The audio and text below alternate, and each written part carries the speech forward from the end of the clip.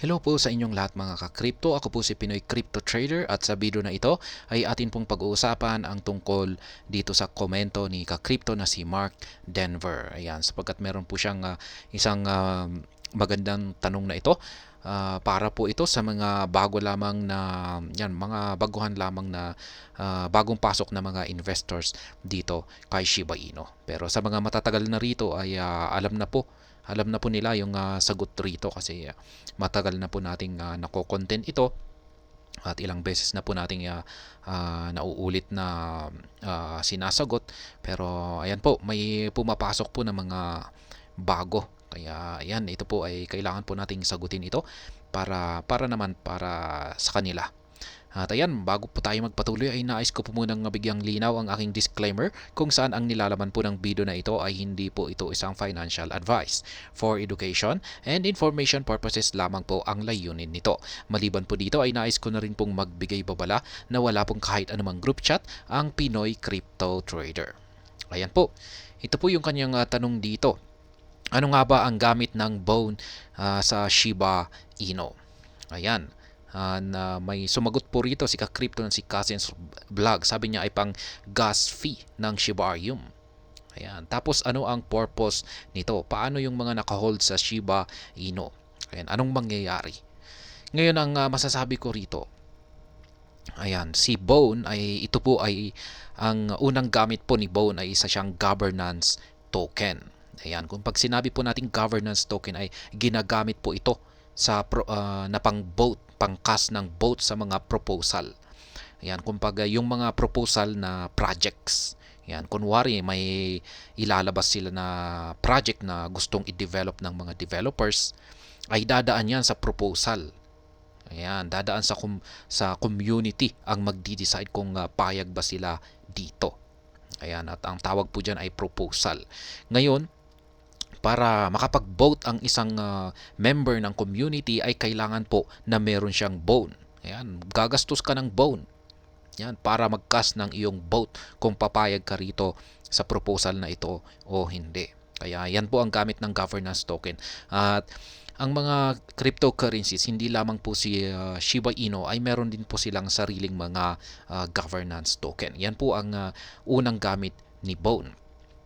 Ngayon, nang inilabas po si Shibarium ay nagkaroon ito ng pangalawang utility or use case. At yan nga, yung sinabi rito ni ka-crypto na si Cousins Vlog na ginagamit po ito bilang gas fee kay Shibarium. Ayan.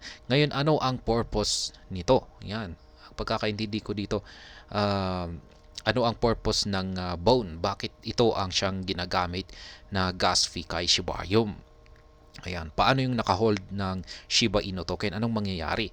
Ayan, meron din akong nabasa na isa pang komento na parang yung nagbe-benefit lamang daw kay Shibarium ay yung mga nag-hold ng Bone. Ayan. Ngayon, ang masasabi ko rito ay syempre Bone po talaga yung ginagamit natin. Bone yung ginagamit natin na pangbayad sa transaction fee dito kay Shibarium.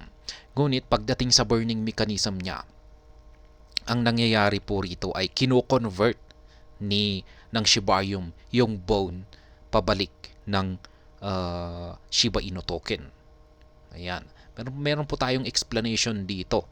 Ayan, sabi ni Lucy, ayan, siya po ang marketing specialist, yung Shibarium ay Shibarium network. Isa po siyang layer 2 network na solution.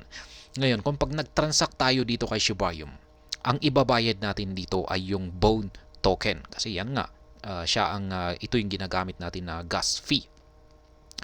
Ngayon, yung binayad natin na transaction fee na Bone token ay madi-divide ito. Yan, meron itong ito ay mahahati-hati. Yan, mahahati ito sa dalawa. Ayan. Yung 70%, yan, mahahati po ito ng 70% at saka 30%. Ayan. Ngayon, yung 70% na ito, yan, yung 70% na ito, ay ito yung masusunog ito. Ngayon, sa ngayon, kung pag binayad natin ito, sabihin natin, binayad natin yung Bone natin dito kay Shibarium. Ngayon yung 70% na ito ay mako-convert ito ng SHIB tokens. Yan, automatic na po 'yan na gagawin ng Shibarium platform. Yan, naka-program na po 'yan. Siya na mismo ang mabilis na magko-convert sa Bone. Ayan, sa Bone token, i-convert niya ito sa SHIB token.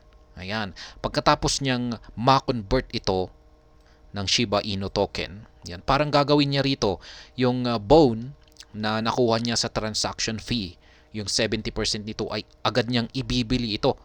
Yan, i-convert niya kaagad ito sa market price. Yan, sa current market price. Yan, parang in-instant na binenta niya ang Bone yan sa current market price ng Shiba Inu.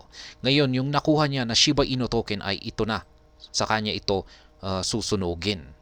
Kaya yan po, ganyan po yung burning mechanism ng Shibarium. Kaya ang nangyayari dito ay nakakatulong ang Shibarium sa pagsusunog sa napakalaking supply ng Shiba Inu token. Kaya yan po yung nangyayari. Ngayon, yung 30% naman ay mapupunta po ito sa maintenance ng network. Yan, ganyan naman po, napapupunta naman po. Kasi kung pag susunugin naman po yung 100% ay, ayan, kailangan naman po na maglaan tayo ng para sa mga maintenance natin. Kaya yan, 30% ang mapupunta sa network maintenance at 70% yung nasusunog. Kaya yan po yung explanation dito. Hindi po direkta na kung pag binayad natin o yung nagbayad tayo ng gas fee na Bone ay hindi po yung Bone ang nasusunog. Ayan, hindi po yung Bone. Kasi ang ginagawa ni Shibarium ay yung Bone na nakukuha niya sa transaction fee ay kino-convert niya ng Shiba Inu token. Yan, pagkatapos niya itong i-convert ay sa kanya ito susunugin. Yan, ganyan lamang po kasimple yung kanyang syempre ginagawa niya ito ng mabilis kasi naka-program na po yan. Yan. Automatic na po yan. Kaya yan. Kaya sabi nga ni Lucy na hinihikayat niya yung lahat na gumagamitin ang Shibarium network. Kasi kung pag mas marami ang gagamit nito ay talagang mas malaki ang masusunog kay Shiba Inu token. Kaya yan po yung benefit dito. Kasi may mga bago na medyo hindi po nila alam. Yung akala nila ay yung nasusunog ay si Bone. Ayan, si Bone yung nasusunog. Kasi yun yung ginagamit na pambayad. Ang hindi nila alam ay kino-convert pala ito ng Shibarium ng Shiba Inu token at sa kanya sinusunog. Yan lamang po, ganyan lamang po yung paliwanag natin dito. Kaya ang nagbe-benefit dito ay syempre si Shiba Inu. Yan, nagbe-benefit siya kasi nasusunog siya. Kaya ayan. Kaya yan po ang aking explanation dito. Pero ayan, may balita po tayo kanina na may bagong ilalabas na blockchain. Yan, ang Shibburn. At ito po ay isa na naman po itong blockchain. Pero ito, yung transaction fee niya ay lahat po ng token na gagamitin dito ay purely Shiba Inu token lamang. Wala nang iba. Yung pambayad natin sa gas fee nito ay Shiba Inu token. Pero wala pa tayong ideya kung pag magsusunog na rin ito na katulad ng Shibarium or hindi. At ayan, yan po ang aking kasagutan dito sa tanong dito ni Ka-Crypto na si Mark Denver. At ayan, hanggang dito na lamang po tayo sa video na ito.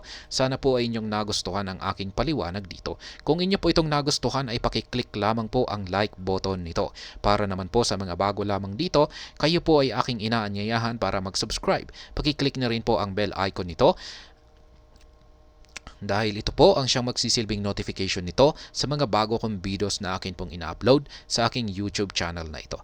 Marami pong salamat sa panonood, ingat po tayo lagi at God bless po sa ating lahat.